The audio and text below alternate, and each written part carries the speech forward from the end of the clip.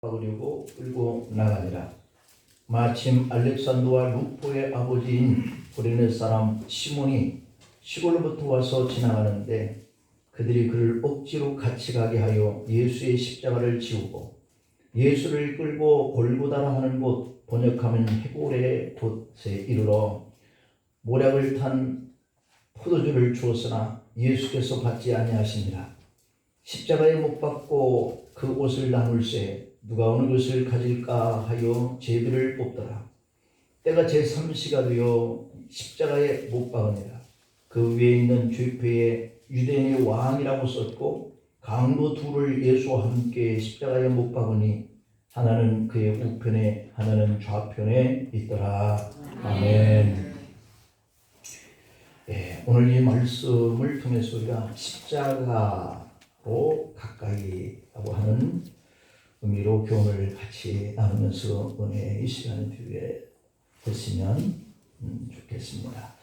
이제 우리 특송팀 하나님 앞에 찬양을 영광드립니다.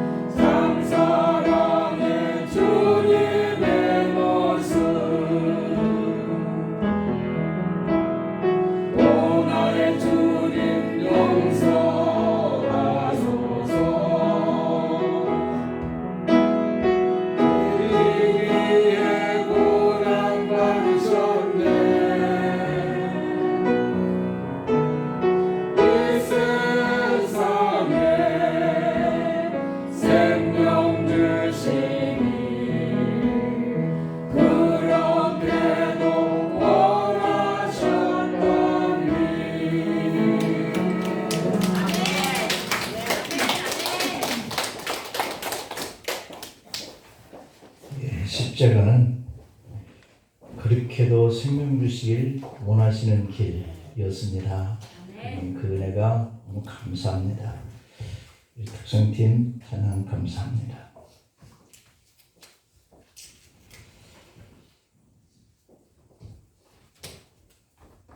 십자가로 가까이 가고 싶어하는 사람은 그렇게 많지 않습니까? 오늘 우리들도 그렇고요.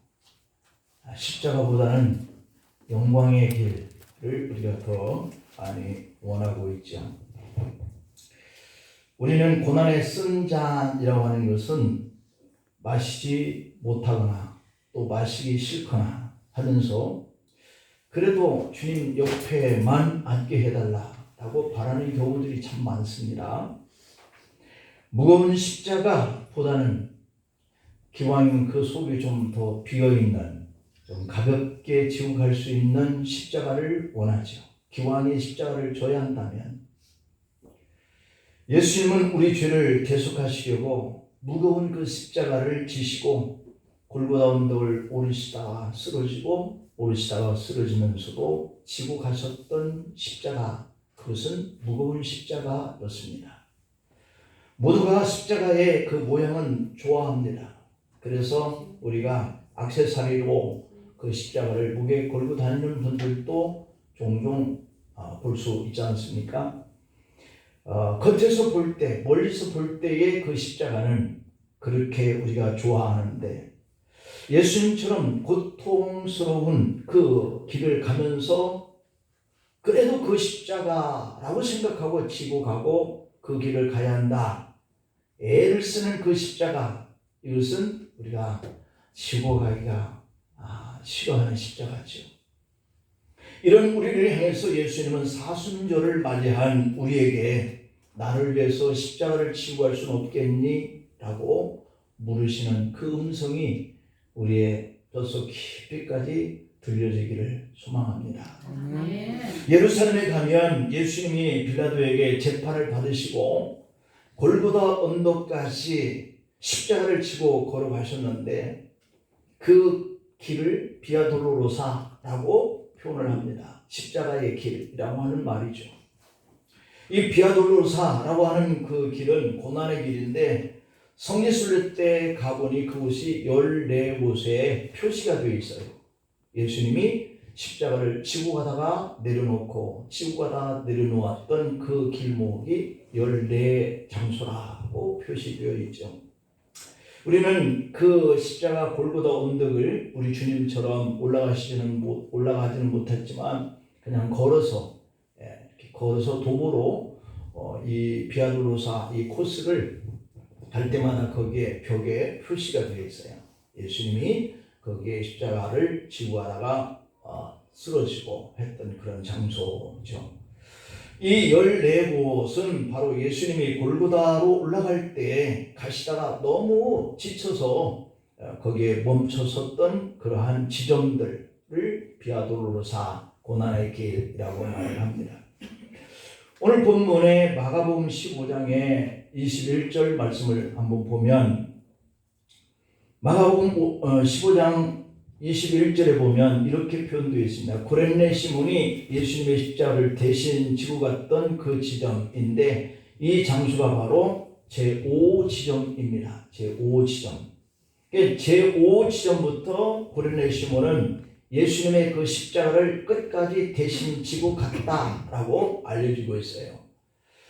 여러분, 주님을 위한 그 십자가를 우리가 멀리 하지 않기를 간절히 바라는 마음은 있지만 이렇게 힘들 때 그 십자가를 지고 가기란 참 힘든 그런 것이 십자가지요.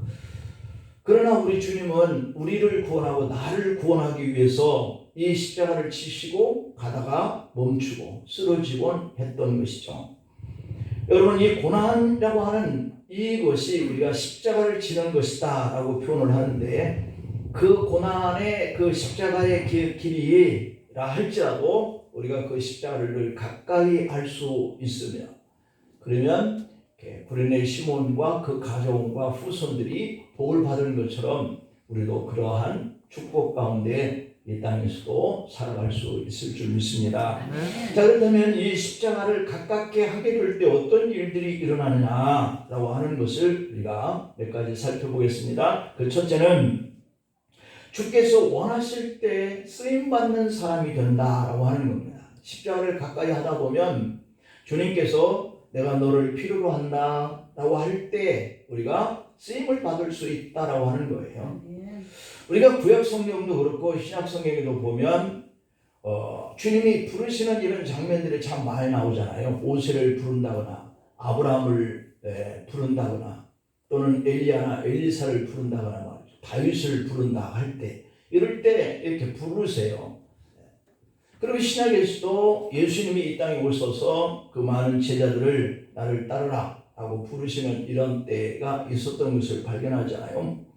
예수님은 십자가가 다가올 때 밤이 맞도록 피땀 흘려 기도하셨고 다음날 이렇게 밤새 신문을 받고 일어나서 이 십자가를 지시고 가셔야 했거든요. 그것이 누가복음의 22장 44절을 한번 볼까요? 누가복음 22장 44절에 보면 예수께서 힘쓰고 애써도 간절히 기도하시니 땀이 땅에 떨어지는 핏방울같이 되더라. 밤새껏 기도하셨습니다. 그 다음에 뿐만 아니라 누가복음 22장의 63절과 65절까지 내용을 보면 지키는 사람들이 예수를 희롱하고 때리며 그의 눈을 가리고 물어 이르되 선지자 노릇하라. 너를 친 자가 누구냐 하고 이 외에도 많은 말로 욕하더라 라고 되어 있습니다. 그러니까 이렇게 주님은 밤새껏 기도하시다가 잡혀가지고 끌려가서 이렇게 희롱을 당합니다.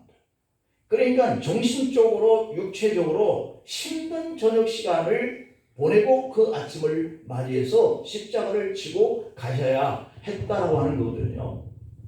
그리고 마태복음 27장의 27절부터 31절의 내용을 보면 총독의 군병들이 예수를 데리고 관중 안으로 들어가서 온 군대를 그들에게 모았다라고 되어 있습니다. 온 군대, 많은 군대를 모았다는 거잖아요. 그리고 그의 옷을 벗기고 홍포를 입혔다라고 되어 있어요. 그리고는 가시관을 엮어서 그의 머리에 짓누르고 갈대를 그의 오른손에 들리고 그의 앞에서 무릎을 꿇고 희롱했다. 그러면서 주님께 향하여서 유대인의 왕이여 라고 조롱을 했다고 하는 거지 않습니까? 그리고는 침을 뱉고 갈대를 빼앗아서 예수님의 머리를 쳤습니다. 그 다음에 희롱을 당한 후에 홍포를 벗겨내고 도로 그의 옷을 입혀서 십자가에 못 박으고 끌고 나가니라 라고 되어 있습니다.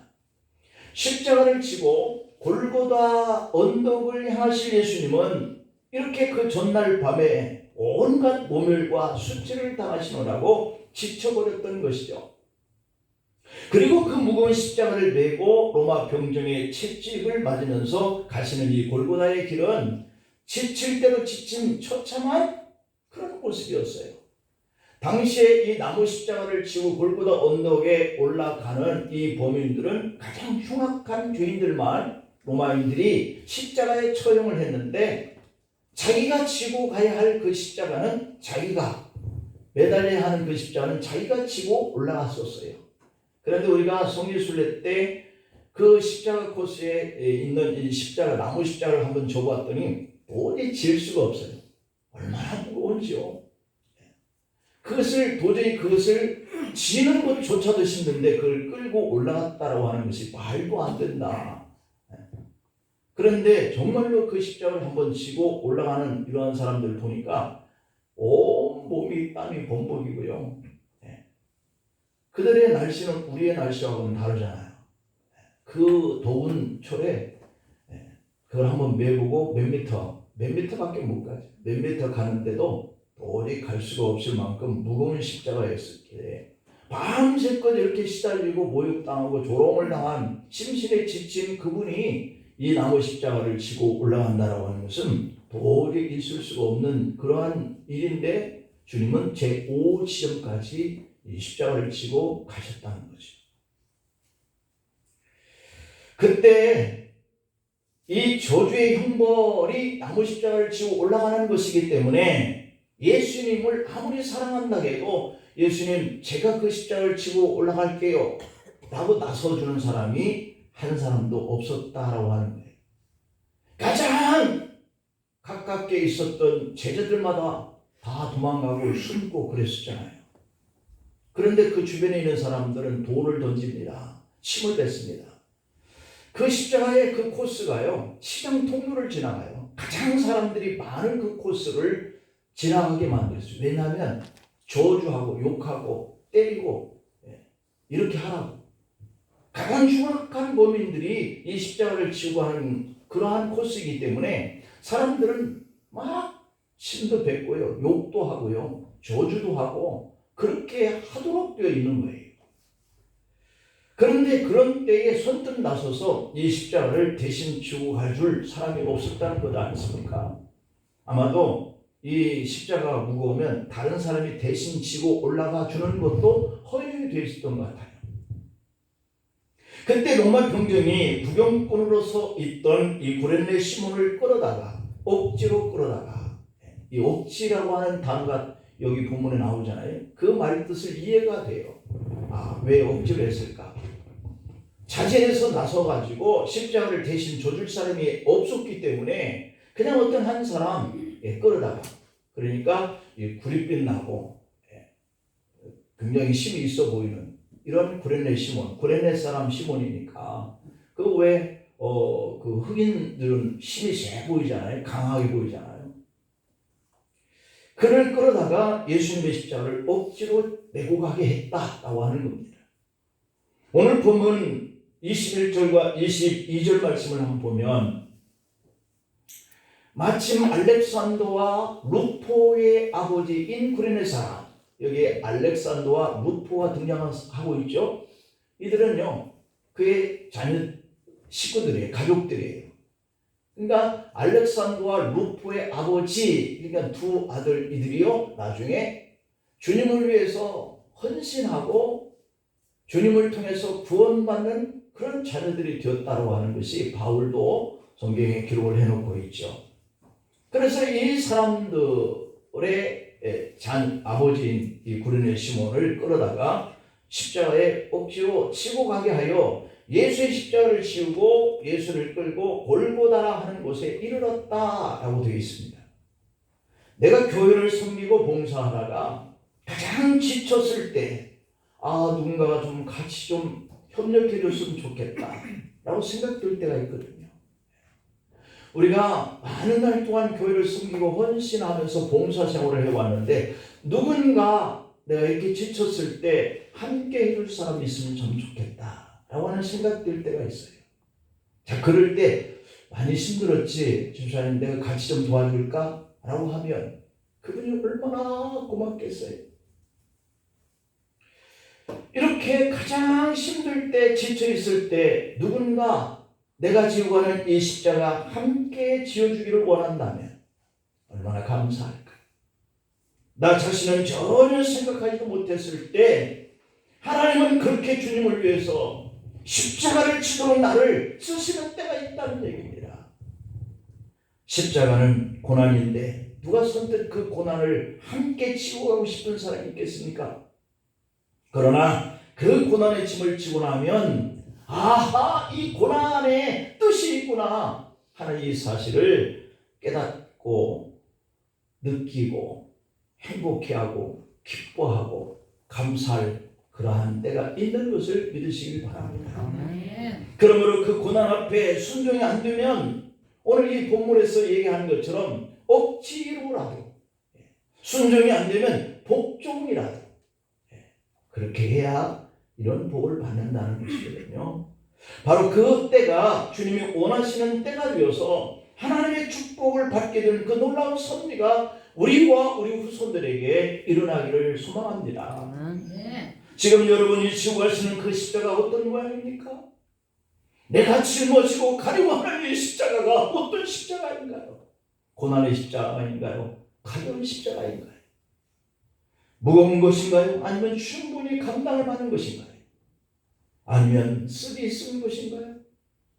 아니면 괴로워서 벗어내버리고 싶은 것인가요? 고난의 인생이라고 생각되어서 묵묵히 지고 가는 그 십자가인가요? 왜냐하면 언제 주님이 그것이 변화되어서 축복의 자리가 되도록 쓰실지 알 수 없기 때문인 줄 믿습니다. 하나님은 우리에게 복을 주시기 위해서 때로는 피할 수 없는 이 고난의 상황 속으로 몰고 가실 때가 있더라고요. 목회를 하다 보니, 여러분들도 신앙생활 하다 보니 그렇죠. 로마 병정의 압력을 이용해서 구레네 시몬의 어깨에 무거운 그 십자가를 지게 했듯이 말이죠. 각종 환경을 통해서라도 십자가를 지고 가게 하시는 이런 경우가 있더라는 겁니다. 직장에 나가기 싫고 일하기도 싫고 사업하기도 어렵고 자녀 기르기도 힘들다고 다 치워버릴 수 있는 것은 아니잖아요. 이것은 살면서 우리가 할 수 없이 감당해야 할 짐이다 라고 생각되어져서 하는 일이에요. 그런데 주님의 그 십자가, 내게 주신 이 십자가, 그건 너무 써요. 너무 무거워요. 너무 괴로워요. 나 벗어 던지고 싶어요. 이렇게 하기가 쉬울 때가 있단 말이에요. 하나님의 그 주신 고난의 십자가는 훌렁훌렁 벗어 던져버리고 내가 세상에서 그렇게 꼭 져야 할 그 무거운 짐은 할 수 없어 지우고 하려고 하는 우리의 마음들 있단 말이죠. 우리가 믿는 이 영적인 신앙생활 속에서도 마찬가지여야 한다는 겁니다. 우리가 져야 할 그 십자가를, 내가 지고 가야 할 이 십자가를 벗어 던져 놓으면 누군가는 또 그 짐을 두 배로 짊어지고 가야 할 십자가가 되거든요. 그러니 내가 지고 가야 할 이 십자가는 벗어 던져 놓으면 안 돼요.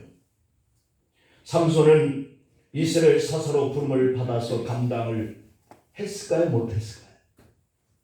못했잖아요. 삼손은 태어나면서부터 나시린으로 특별한 힘을 가지고 태어난 사람인데 하나님이 그렇게 쓰고 싶어 하셨는데 그걸 감당을 못합니다. 들릴라의 거짓말에 속아서 나시린의 비밀을 누설하고 두 눈이 뽑힌 채 연자 맷돌을 돌리는 신세로 죽어갑니다. 사사기 16장 19절을 볼까요? 들릴라가 삼손에게 자기 무릎을 베고 자게 하고 사람을 불러서 그의 머리털 7가닥을 밀고 괴롭게 하여 본즉 그 힘이 없어졌더라 하였고 21절에 보면은 블레셋 사람들이 그를 붙잡아 그의 눈을 빼고 끌고 가사에 내려가 못줄로 매고 그에게 옥에서 맷돌을 갈게 하더라. 하나님의 귀한 사명을 가지고 이 땅에 태어난 삼손, 그는 여자에게 이렇게 속아서, 아니 여자에게 빠져들어서 그의 사명감을 놓치고 두 눈을 뽑히죠. 비참한 최후를 보내고 맙니다. 삼손은 자신에게 주어진 십자가를 제대로 지지 못했습니다. 그러나 주기철 목사님, 일본의 신사 참배를 반대하고 평양 감옥에서 순교하셨습니다. 일사각오의 믿음을 끝까지 지켜내요. 그 수많은 감옥을 들락날락 하면서도 자신에게 주어진 이 믿음의 사명, 결코 그 신사참배를 할 수 없다고 하는 이 믿음의 의미를 성도들에게 보여주기 위해서 자신은 힘들지만 그 길을 걸어갑니다. 마지막 면회에서 사모님께서 주기철 목사님에게 이런 말을 남겼다는 거예요. 나는 하나님 앞에 가면 한국 교회를 살려달라고 간청할 것이. 내가 죽거든 내 고향 웅천면까지 가지 말고 이곳 평양 돌박산에다 묻어주시. 죽었어도 우리 교회를 지켜봐야 하니까 말이오 라고 했다는 겁니다. 그런데 이 말을 들은 사모님은 목사님보다 믿음이 더 좋았다는 거예요. 목사님을 면회할 때마다 눈빛으로 목사님에게 순교로서 반드시 승리하세요. 그렇게 눈빛으로 표현을 했다 합니다. 굳게 하시오. 그리고 사모님은 목사님에게 이런 말을 남깁니다. 나는 당신을 정말 사랑합니다. 하지만 주님께서 당신을 사랑하는 만큼은 아닙니다. 이 말을 절대 잊지 마세요. 라고 하면서 끝까지 죽음이 무서워도 도망치지 않고 순교의 십자가를 지고 갈 수 있었다라고 그럽니다. 여러분, 남편을 사랑하지만 오히려 순교를 따라와는 이 사모님의 신앙 모습입니다. 아내가 남편의 신앙을 견고하게 해줄 수 있게 하는 그런 도리를 다해요. 어떤 가정은 아내가 남편의 신앙을 더 흐리게 할 수도 있고, 어떤 가정은 남편의 신앙을 더 견고하게 해줄 수도 있구나 역할을 할 수 있죠. 세상 일이 바쁘고 사는 것이 재미없고 교회도 오기 싫고 힘들 때도 그 십자가는 우리가 포기하지 말고 반드시 지고 갈 수 있기를 축복합니다. 교회를 섬기는 봉사와 헌신하는 마음에서 갈등이 일어나고 부담이 되어서 주저앉는 그런 마음이 생겨도 주의 일은 놓치면 안 될 줄로 믿습니다. 바로 그때가 주님이 여러분을 그 자리에서 쓰시기를 원하시기 때문이에요. 고레네 시몬은 억지로 진 십자가였지만 결국 주님이 원하시는 때에 주님을 위해서 쓰임받는 믿음의 축복의 가정이 가문이 되었잖아요. 찬송가 앞에서 우리가 147장 같이 불렀잖아요. 거기 너 있었는가 그때에, 거기 너 있었는가 그때에. 주님 그 십자가에 달릴 때 때로 그 일로 나는 떨려 거기 너 있었는가 그때 라고 부르지 않습니까? 예수님이 십자가에 달리실 때 거기 너 있었는가 라고 묻고 있는 것이죠. 십자가 그 가까이에 너 있었는가 라고 묻는 그러한 말씀이잖아요. 이것은 주님이 가장 필요로 하실 때에 그 자리에 나와주기를 원하시는 그런 말씀이에요. 바로 그날 우리 주님이 우리를 필요하실 때 쓰임받는 사람이라면 그 사람은 분명히 축복의 사람인 줄 믿습니다. 고레네 시몬도 십자가에 가까이 있다가 주님이 원하시는 때에 하나님께 쓰임받는 축복의 사람이 된 거잖아요. 구경을 갔든지 아니면 지나치는 길이었든지 주님이 맨 그 십자가가 가깝게 있었기 때문에 그는 그렇게 쓰임을 받은 거예요. 오늘도 거기 너 있었는가 그때 주님 그 나무 위에 달릴 때 그때 너 그 십자가에 가깝게 있었는가 라고 물으실 거예요. 찬송가 147장은 워크의 미국의 흑인 민요 집에 소개되어 있는 그러한 노래였는데 흑인들의 애환을 담은 찬송가로 이렇게 탈바꿈이 된 거예요. 여러분, 주님의 필요에 순종함으로써 쓰임받게 되면 그때 때로 그 일로 주께 영광의 축복의 삶이 되기를 축원합니다. 두 번째는 마음에 힘들어도 그 자리에 있어야 한다. 마음에 힘들어도 그 자리에 있어야 한다. 그러나 시몬은 조롱하며 침뱉는 무리 속에 속한 것이 아니었습니다. 칙칙을 들고 사정없이 치는 로마 병정 속에도 있지 않았습니다. 멀리서 호기심으로 구경하는 구경꾼도 아니었습니다. 제자들처럼 자기만 살겠다고 비겁하게 도망쳐서 숨어서 떨고 있는 무리들 속에도 있지 않았습니다. 고레네 시몬은 예수님이 십자가를 지고 가시는 바로 그 자리, 그 현장 속에 있었어요. 그래서 주님이 힘들어서 쓰러지고 또 쓰러질 때 예수님의 십자가를 대신 지고 갈 수 있는 행운이 찾아오는 거예요. 우리도 주님이 원하시는 그 고난의 자리에 쓰임받게 되는 그날, 힘이 들어도 도망치지 말고 그 자리에 있기를 축복합니다. 베드로는 평소에 주님의 뒤를 바짝 따랐던 제자였지 않습니까? 그러나 마지막 시간에 십자가 옆에서 멀어져버린 베드로의 모습을 볼 수 있지. 마태복음 17장 4절을 볼까요? 베드로가 예수께 여쭙니다. 주여, 우리가 여기 있는 것이 좋사오니 만일 주께서 원하시면 내가 여기서 초막셋을 짓되 하나는 주님을 위하여 하나는 모세를 위하여 하나는 엘리야를 위하여 하리이다. 얼마나 멋진 섬김의 봉사정신입니까?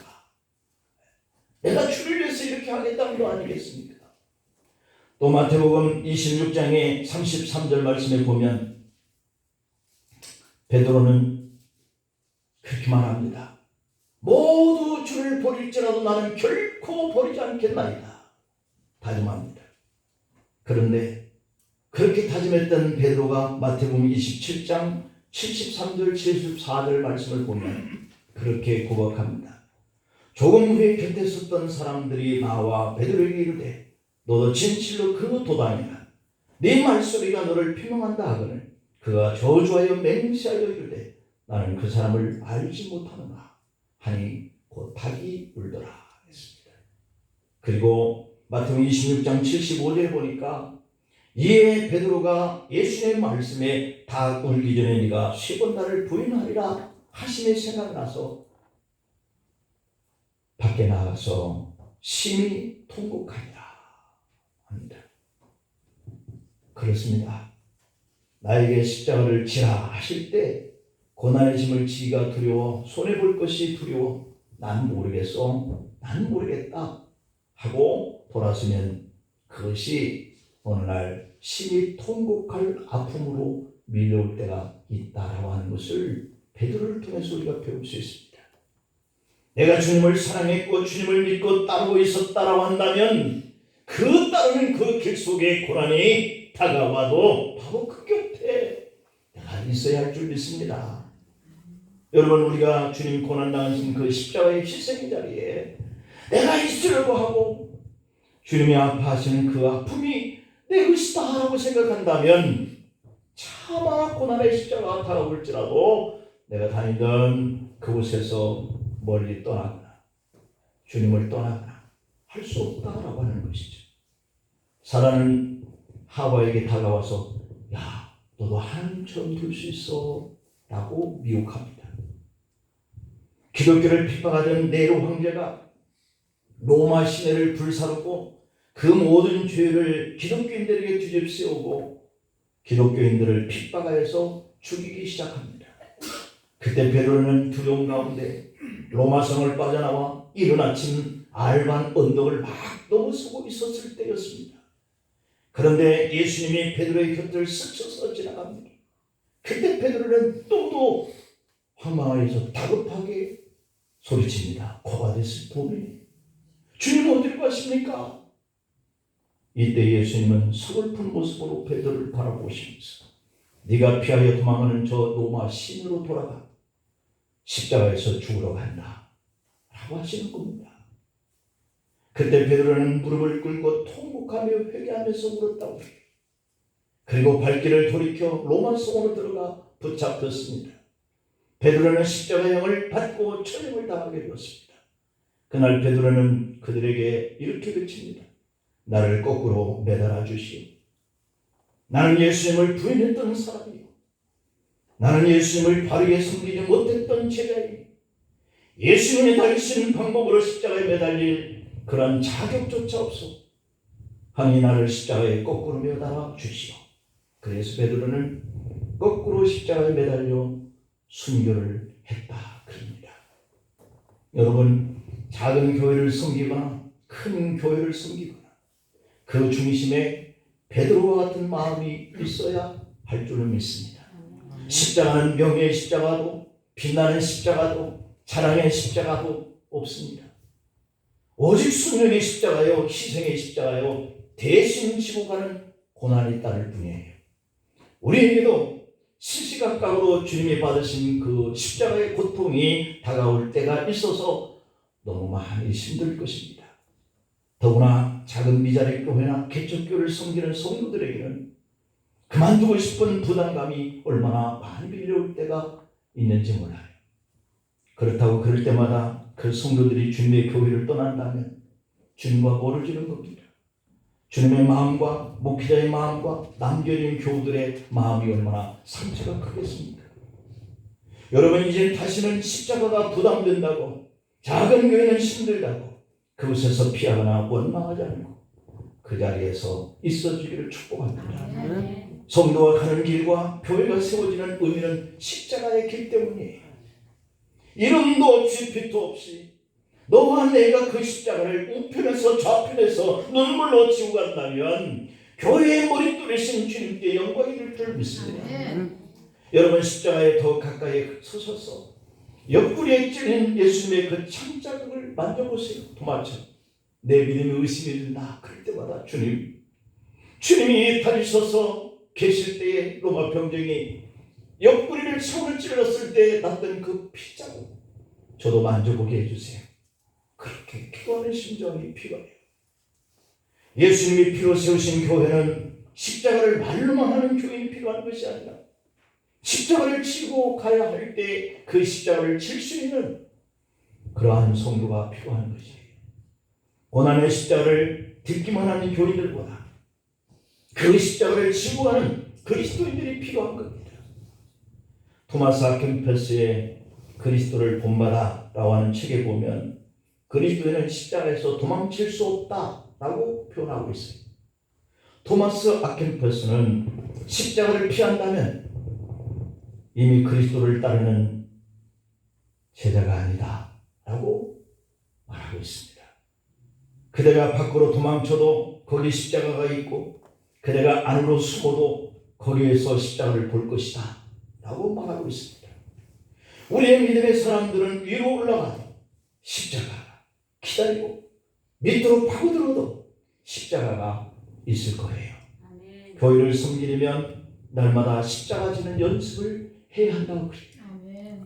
마음이 불편하고 갈등이 생겨도 그 고난의 자리 속에서 도망치지 않고 십자가로 더 가까이 다가설 수 있는 축복의 사람이 되십시다. 아멘. 마지막으로 세 번째로는 내가 원치 않아도 억지로라도 질 수 있어야 한다 라고 하는 십자가입니다.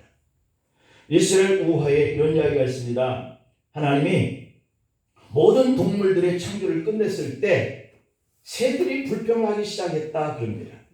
왜냐하면 다른 짐승들보다는 이 새들에게는 또 다른 무거운 날개가 달리게 되어 있었다라고 하는 거예요. 무거운 것을 왜 달아주지?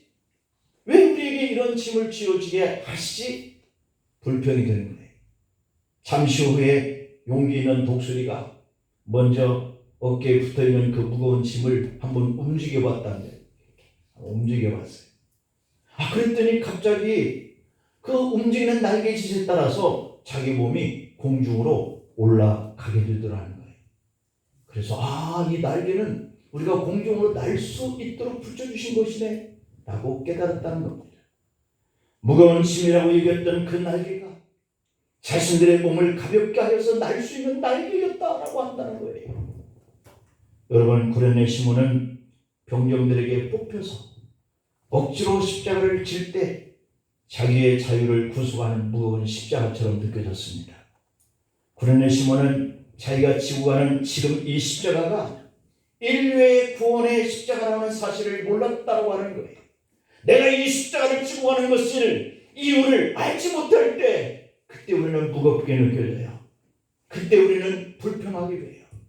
왜 이런 십자가를 나한테 지어주게 하지? 라고 하는 생각 때문이죠. 그러나 나중에 그 사실을 깨닫고 구레네 시몬은 만나는 사람들마다 자랑했다고 합니다. 내가 예수님 대신 십자가를 졌어. 내가 바로 인류의 구원의 십자가를 진 사람이야 라고 간증을 했다는 것이죠. 그 결과 초대교회의 훌륭한 지도자가 되었다고 합니다. 그 아들 알렉산더와 루포는 바울을 도와서 복음을 전하는 전도자가 되었고 시몬 역시 안디옥 교회에서 바울과 함께 복음을 전하는 데 힘썼던 전도의 조력자가 된 거예요. 여러분, 지금은 내 마음이 원치 않아서 힘든 일이라서 내 마음에서 갈등이 생기기 때문에 힘이 든 겁니다. 하지만 그것이 오히려 하나님의 축복을 받고 나와 내 자손들이 대대로 복을 받는 길이라고 한다면 생각이 바꿔지는 거예요. 아멘. 억지로라도 내가 질 그 짐은 없는가? 라고 생각하게 되는 거예요. 그 후에 축복의 길이 열리니까 말이죠. 그것을 경험하시기를 축복합니다. 아멘. 환경과 조건이 십자가를 지고 가는 일처럼 지금은 너무도 힘들고 어렵더라도 일단 접으시라니까요. 아멘. 지고 난 이후에 감동이 있습니다. 아멘. 지고 난 이후에 내 자손과 내가 하는 일들이 잘 풀릴 때가 있어요. 아멘. 신앙생활하면서 모든 일을 기쁨과 즐거움으로만 할 수는 없습니다. 즐거운 마음으로 기쁜 마음으로 하면 더욱더 복된 일이겠지만 그럴 수 없을 때가 와서 그럴지라도 망설이지 않고 사명을 다 지구할 수 있기를 축원합니다. 아멘. 기도하시겠습니다. 하나님 아버지,